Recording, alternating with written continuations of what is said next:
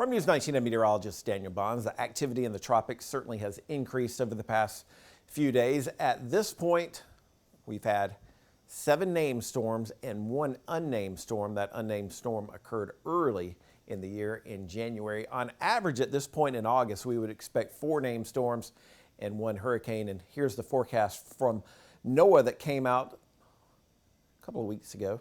14 to 21 named storms, 6 to 11 hurricanes, and 2 to 5 major hurricanes. Here's the list for the 2023 Atlantic hurricane season. Went ahead and added that unnamed storm there that occurred early in the year, but there's all the storms so far.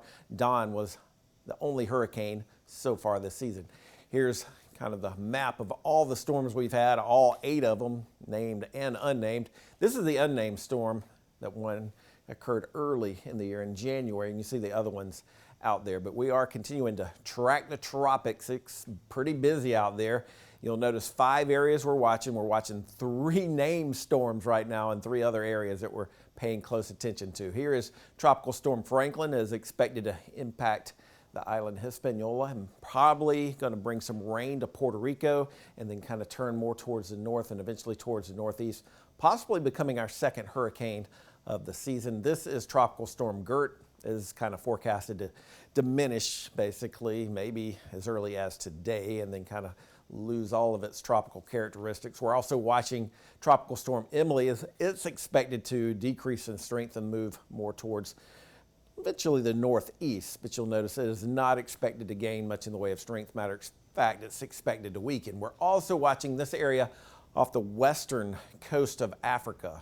Hurricane Center gives us a high chance of further development. And then another area we're watching a little bit closer to home, this broad area of low pressure here in the Gulf of Mexico.